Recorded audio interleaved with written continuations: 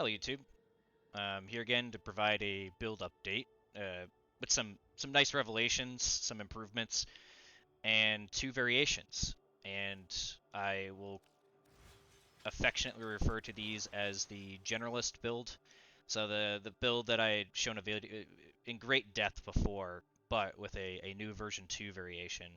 Uh, and then also another variation that I'll call the full send or glass cannon. I think glass cannon is very accurate in describing this, and there's a significant difference in the overall build to this that I'll demonstrate. So go back to what I would mostly recommend to most players. The only significant difference in polarization that is important to understand here is that if you look at my polarities on this, disregard the rest of these, but I'm running two Umbral polarities, and then I'm running at least one Omni polarity. And this one Omni polarity is important. The rest of these you could refrain from going full send and Omnia forming everything. The reason being is that if you look between these two variations, the polarities, except for specifically this slot, are the same. So you get away with two Umbral, these as their proper polarities, and then one Omni. Disregard this. That's another story. I'll discuss this later. So I've also switched to running Power Drift. Obviously, if you're running Umbra, I would highly recommend running Warrior's Rest instead of Power Drift. I'm using Power Drift as sort of a proof of concept. This is what I've been running now for a few days. And the reason I'm able to run Power Drift is because this build also really likes Unaru. That provides you with what is actually a better type of immunity since you gain immunities to slow, but also immunity for your operator. I think this goes underappreciated for how powerful this is, and I'll show an easy way in order to proc this. It's almost imperceivable that you're actually procking it if you're doing it with this easy way to do it. So going back to the Warframe, if this slot, if as long as you have two Umbral, which you should if you're running Umbra, I hopefully didn't remove every single Umbral polarity, but if you at least remove one and replace with an Omni, polarize the rest of the slots, you can see it fits within the mod capacity. And then if I transition to this build, one of these is at red, which is fine. It's a low cost mod, and it clearly still fits within it. Even running Prime Shard Footed, it still fits within it. This would be even less if you're running Warrior's Rest. So going back to this build, I would recommend using Hate.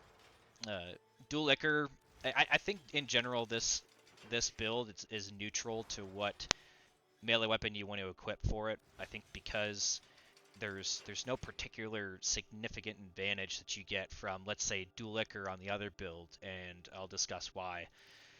So you could run pretty much everything. I just find that Hate is a very powerful backup. I think the holes that are in Exalted Blade currently are filled by Hate.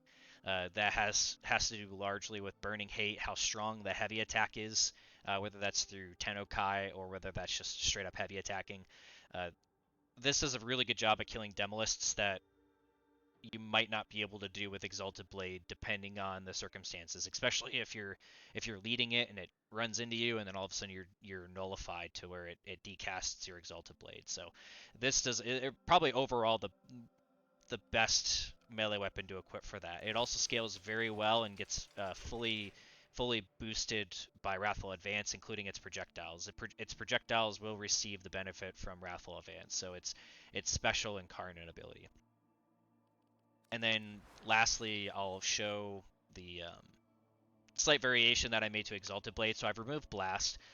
The problem with Blast is that it scales really well at the low end. So when you're talking base steel path up to maybe level 2 or 300, and then it falls off because either mob density or just it doesn't have that sort of cascading effect that it can have when you're duplicating Blast across a bunch of enemies and they're just exploding and detonating on one another. It does really good at the beginning and then teeters off at anywhere from like 2 or 3,000. So this is where I've run generally now electric only, with this being the slight variation. So the build for electric only is very similar. It's either running both of the sacrificial mods, which is up to you whether you want to run those or not. There's a reason I'm running this that I'll explain. But all you're doing is swapping in, instead of a 60/60 mod for electric, you're swapping in radiation for this mod specifically. I also don't run a 60/60 electric because I don't want to significantly disrupt the balance between electric and radiation here. I noticed when I was running it, like let's say if I was removing this mod, which there's a significant reason I run this one as well that I'll explain, uh, it puts the balance between radiation and electric damage to somewhere that it isn't as beneficial. You're not getting as many 10 stacks of radiation for Universal Fallout. So the other reason to run Condition Overload over something like Prime Pressure Point is that you lower your base damage. So your initial hits and initial spreads, it'll allow you to stack. If I had to ballpark a value, 1 or 2 extra radiation stacks in base steel path per enemy, which then is going to increase the amount of the chance of dropping a universal orb. And I'll show in a gameplay footage how powerful this is. So, going back to Exalted Blade, main reason I run this is that Slash Dash is currently bugged, or at least it doesn't work the way that the other pseudo exalted or former pseudo exalteds work. And the way this works is that when you slash dash, let's say without Exalted Blade drawn, this does not generate its own combo. It doesn't have a combo counter. It doesn't generate its own combo. So the only way to get combo to be able to proc mods like Blood Rush and Weeping Wounds is through initial combo, whether that's through Galvanized Reflex, Corrupt Charge, or through Melee Crescendo. This is something I was able to fully test, and I do have a bug report on the official forums for. The solution around that is to just not worry about the combo, the initial or the combo generation on Slash Dash unless Exalted Blade is drawn. And then when Exalted Blade is drawn, this doesn't have a combo chance or combo counter at all on its own. It's using Exalted Blade. But when Exalted Blade is not drawn and you do build initial combo on this, it gets overrode. So it clearly has all the systems in place for it to work. If I had to speculate, the innate combo generation on Slash Dash is set to like 0 seconds, so then it just doesn't ever generate combo. Where this helps is that when you're running Galvanized Reflex, you at least get a 5x base, and this does work. So if you kill enemies with Slash Dash, which is very easy to do with either of those build variations, you at least have 5x to be able to get at least 4 stacks of each of these mods, and it is noticeable. So that's where this is. I highly recommend, until they fix that bug or until they release officially stating that Slash Dash works independent from the rest of the other former pseudo exalteds, and this is the way it's intended to work. If that's the case, then this is default on Exalted Blade by a lot. Especially how easy it is for you to lose combo on Exalted Blade. This is just so powerful for both Slash Dash and Exalted Blade. On the companion side, I'll show a slight variation of this. So one of the things that I was able to test again is using, even if you're running triple Umbra, using the Link Fiber and Link Vitality. This falls off at about level 2 or 3,000. Hard to tell between there, but where your companion perpetually is dying. So if you had to make the choice between delaying the inevitable until about 2 or 3,000 if you're running a level cap, like let's say Steel Path, Void Cascade, Omnia Fissure, I would rather have this mod. And that also allows you to fit Tech Enhance, which does improve Charm. One of the other advantages of Charm that I don't know if this was always the case or if this is a recent development, but Charm's crit chance, 200% base crit chance buff, does apply to your amp. So if you're running an amp that does benefit from crit, like what I've been preferring to run is a 147. So a 147, I do like Logistic, Onslaught, this is too powerful not to use, and Magus Melt is too powerful not to use. Some sort of healing is required, in my opinion, on your Warframe, and this is the one I prefer for it. It works better overall than running, even on Unaru, it works better than the other one, than the one that gives you health being elevated. This one only works if you're actually transferring back to your operator. If you're proccing Unaru's immunity, this does not work. At least Repair does work if all you do is click Void Mode once. It'll at least heal you some. So this amp, it's without giving you the name, it's a 147. Whether you run that or you're running a 747, that crit chance buff is massive, and it's noticeable. Like I realized it during that run that it in fact does apply to your amp. There was a while I didn't use Smita because when you're running Wrathful Advance, and this is no longer the case. One of the changes they made in 1999 is the crit chance buff from Charm does not override higher values. This was a game-breaking limitation before if you're running Wrathful Advance, where you're more than likely at a baseline getting 200 or 300% additive crit chance to melee. Charm used to be a significant buff or significant debuff there whenever the crit chance was proc. Now it either doesn't override it or it overrides where it matters. Without going too deep into the rest of this, I explained in my other video a lot of the advantages of running like a Kavat being tandem bond.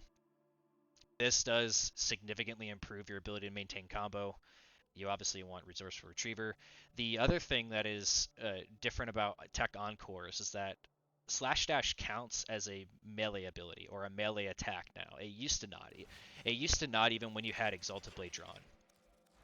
And one of the advantages of that is you're able to proc Dexterity Arcanes just with Slash Dash. You don't have to have Exalted Blade out anymore for you to have it count as that. But it also counts for things like Prime Pack Leader and maintaining Galvanized mod procs. So that's where running a beast overall to be able, or a companion that can equip Prime Pack Leader. This includes MOAs as well, but I would argue with the 2.0 version of Companion Rework and Resourceful Retriever, this is just dramatically better. You can use Tandem Bond in some other scenarios, but there's one advantage of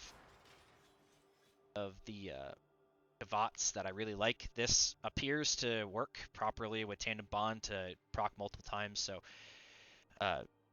I haven't fully isolated and tested it yet, but I did notice between running a dog and running a Kavat, or running a Krubro versus Kavat, that this works. This does significantly improve the ability for you to generate combo and maintain combo.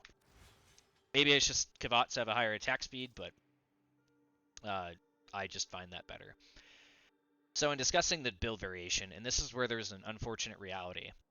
So for you to run this variation, I don't think casting speed is that beneficial. I don't see an advantage in this base build.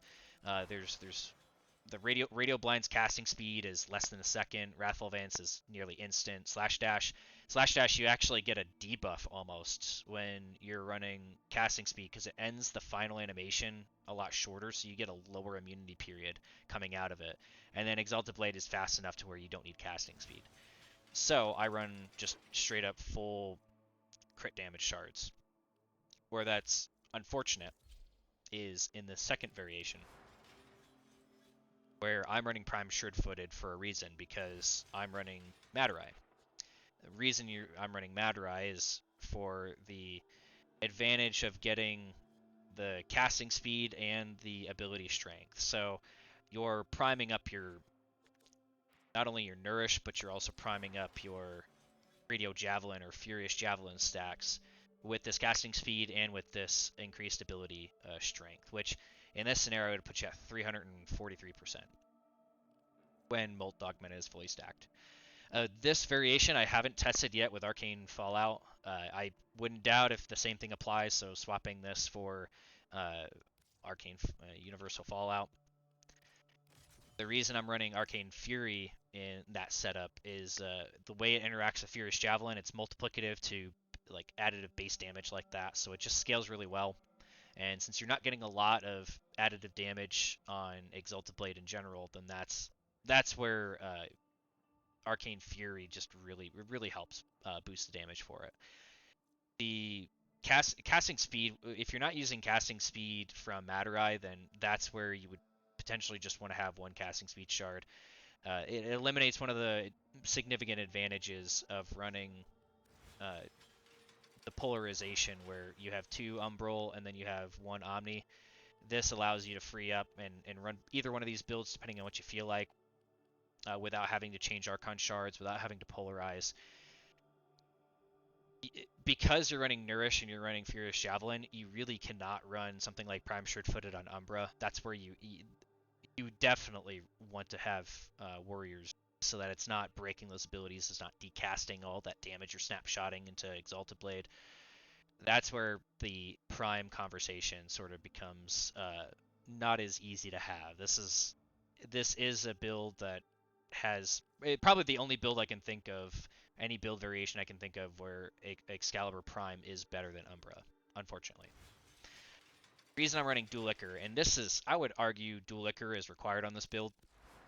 If you've seen some of my other videos, I discuss how Melee Vortex, and I demonstrate how well Melee Vortex scales the clouds, and how Furious Javelin scales the clouds of Dual Ichor. It's extremely powerful. At level cap missions, I've been able to get the clouds to tick for 1 million, and then because the clouds are applying in this scenario, they're applying Toxin and Magnetic. They're not only applying Toxin damage over time, but then also applying Magnetic that procs this Arcane, so they can become self-sustaining. It's kind of ridiculous. It's not overpowered in any way that requires balancing because it's very situational. I do have a short 50-second video or so where I show this in Simulacrum, and it's self-sustaining until Furious Javelin expires. And once Furious Javelin expires, it no longer does lethal damage to be able to one-shot an entire group of 230 Steel Path heavy gunners. The other advantage of running Toxin is that you can sustain combo very easily. This will maintain 12 by 220 as long as you're attacking enemies, especially with an increased base combo and the high status chance of applying Toxin. I would make the argument this is not an optional slot. You're running this build. If you are running this without this absolute unicorn of a Riven, then a variation you can take is you get a little bit less attack speed, but you get some increased damage, and you get Magnetic Rush in order to get that Magnetic without having a triple element Riven in the right order. The other variation you could take on this, you don't absolutely need this, but it's going to scale the clouds very well. Replacing that with attack speed of your choosing, whether that's Berserker, that's with Primed Fury. So this is my recommendation for this build. If you were to run this build, if you would like to risk it even further, it's not that you need to run Prime Sugarfoot for this build, but this is where Unaru can't solve your problem without making significant compromises to the swappability between these two. So enough of this build. I do have a video that has a very similar variation of this. It's a 2+ hour long Omnia Steelpad Void Cascade where I'm using Wrathful Advance on that setup. The other advantage of running Nourish versus running Wrathful Advance is that you physically can't use Wrathful Advance, subsuming it over Furious Javelin or Radio Javelin here, and then also putting it over Radio Blind here. So that's where this variation between them. The other advantage of this, especially if you're running dual Ichors, is that the clouds don't magically red crit because you're using Wrathful Advance. The clouds don't receive the bonus from Wrathful Advance, but they do receive the bonus from Nourish, and they do receive the bonus from Furious Javelin and scale extremely well. So that's where this overall synergizes very well with the build. The other variation is very neutral, but if you had to pick the best option, I would say it's probably Hate. You can run things like something like Prismascana and Karnan. The disadvantage here, and I guess I tested this fully, and I'll explain this here. Proccing Melee Influence on your equipped melee does not proc Melee Influence. They're actually two separate buffs. So even if visually you only proc one, if you're proccing Melee Influence on your equipped melee, like from your equipped sword right here, it doesn't then work for Slash Dash.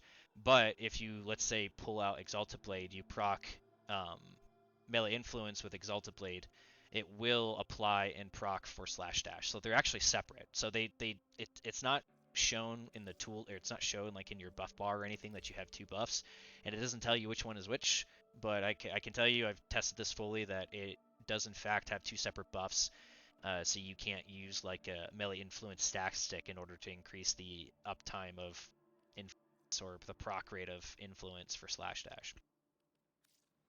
So enough of that. I will actually unequip my companion to demonstrate this, and I'll go do a quick commission showing the power of Arcane Universal Fallout.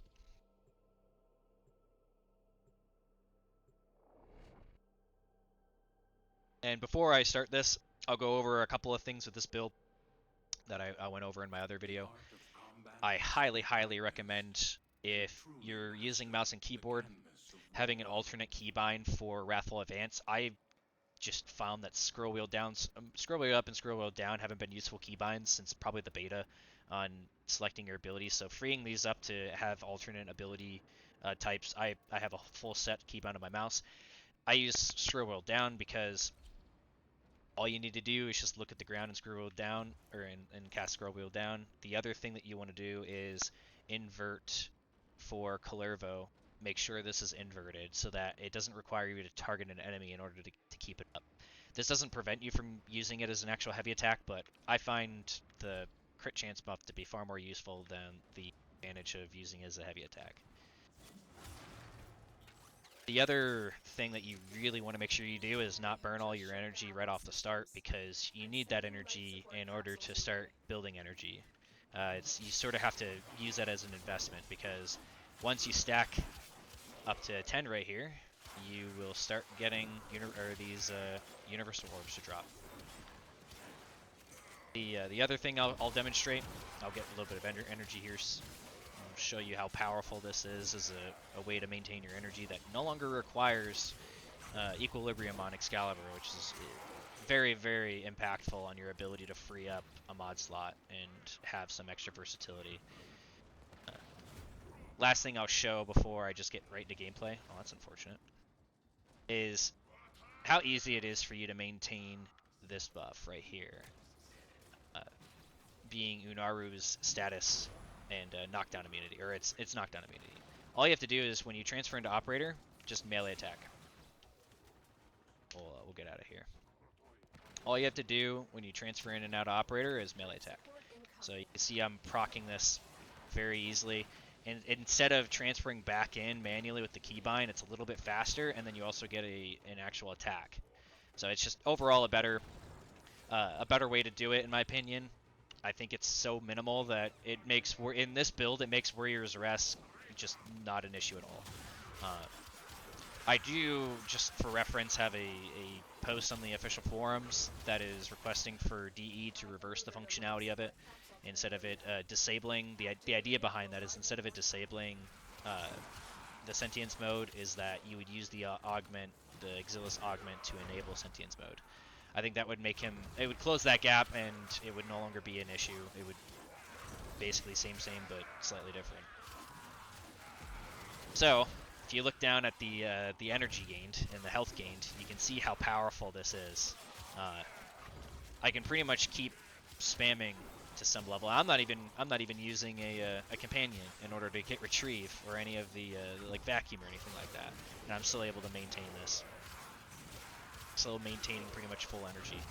So this originally didn't work with exalted abilities, and they hotfixed it. I tested it again. It still didn't do anything, because I've had this rank 5 Universal Fallout since the first day of the patch. I was really excited for it. I grabbed it as soon as I possibly could. I was buying them for not the lowest price, maybe like 30 or 40 platinum a piece, and it just didn't work. It sucked. Like it seemed like it wasn't working, and DE confirmed that with a hotfix. But then even after that initial hotfix, it wasn't performing like it is now. So I feel like something's changed between there. Maybe I missed a second time where they had fixed it, or maybe it was a stealth part of one of the hotfixes. Because your only sources of immunity are between slash dash, and if you're spending a decent amount of time in operator, oh, look at that, I get knocked down for the first time in a while. It's one of those where I'm getting used to having to do that since I've run Prime Sure-Footed for so long. I've only started running this sort of variation with Unaru again within the last couple of days, so but it's as easy as that. Like, you might not even be able to see that I'm doing it if you're not paying attention, because of how quickly it is for you to pop in and out of operator if you just use quick melee in order to do it.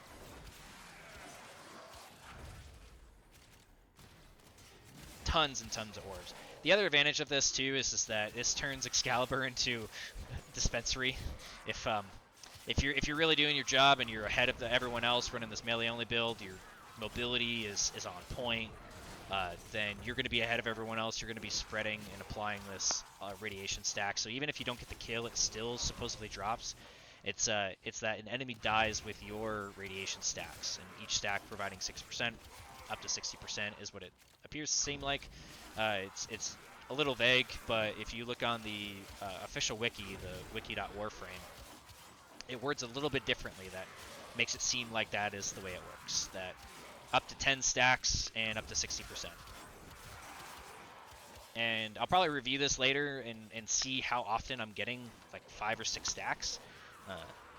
Just as an example here, after this guy dies, I'm going to stop using Wrathful Advance to see how different it stacks. This is something I've wanted to also curate to see, like, how often at base steel path am I getting. Oh, look at that. And that's why I miss Vazarin.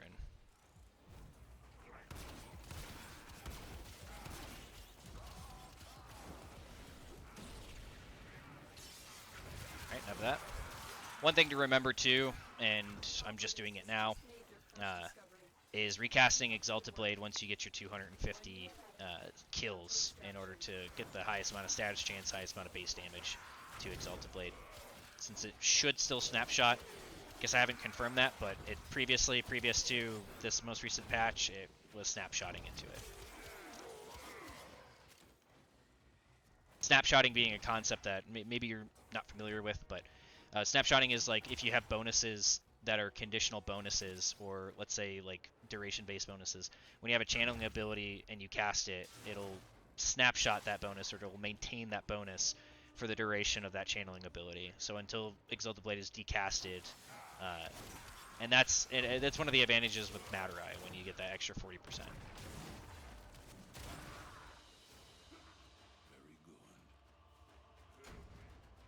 So I think without a companion, that pretty easily demonstrates how powerful Arcane Universal Fallout is when you configure it for Radiation Electric on Exalted Blade at just maintaining your health as well, but especially your energy. And your energy in this build is your health. That Acolyte, I could have very easily killed that Acolyte if I was paying a little bit more attention. And hopped into Operator and probably just killed him with Operator and let the immunity feature. That's what I would have done before. I guess I'll demonstrate this other build variation as well. Let me before I forget, because we've all done this when we go to Simulacrum. Just re-equip my pet. Make sure it's equipped over here, and this is the same exact build. Just to reiterate, it's the same exact build. I don't vary that at all. And the glass cannon nature of this, I will probably demonstrate in this, because you really do want a little bit more team play on this. This is where having someone with Overguard and as well as Brief Respite, since a lot of people, when they're running level cap setups, are running Brief Respite. If you've got 2 or 3 on your team, then you're going to be able to generate full shields in the setup. I actually have how it operated in the level cap run, but I was running Vazarin at that time. This is a little bit more glass cannon-y. Sure, we're proccing. I have to remember to not switch my keybinds, or that I didn't switch my keybinds. And we can see the disadvantage of that I'm running Universal Fallout, and I didn't immediately pull out Exalted Blade. We'll actually find out together here how powerful this is, because I haven't tested this at all. And nice part about running Madurai is that you're very easily reminded that you don't have your strength buff or your casting speed buff.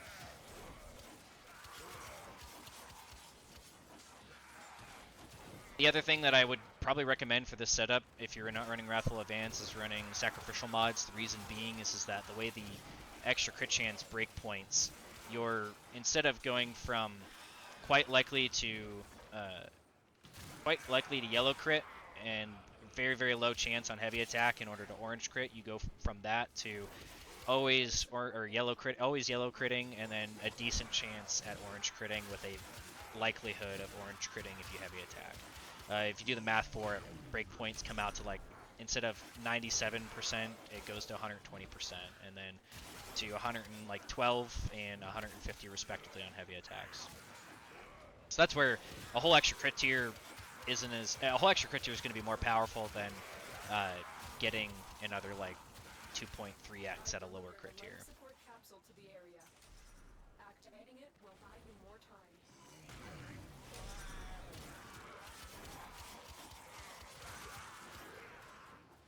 So usually I switch my keybinds for this. I switch the up and down mouse scroll wheel just because what I'm used to. I'm not doing that here now, so I'm not going to do that.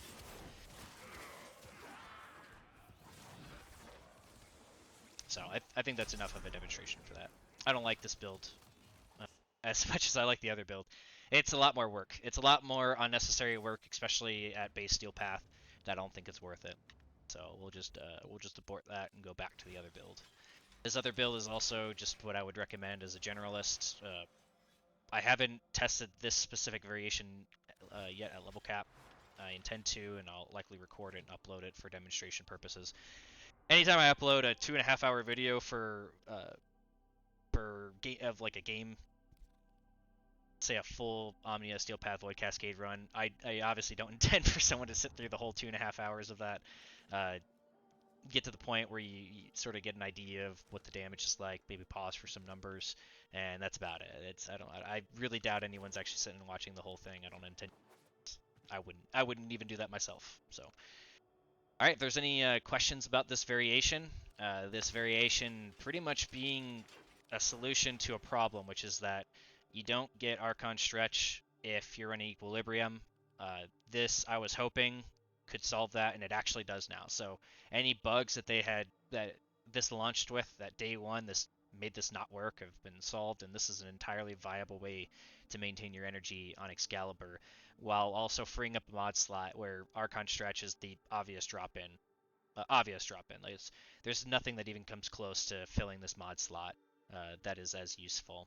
Whether it's for specifically slash dash or even just your increased blind radius or even this very borderline useless slide blind, it at least makes the radius useful.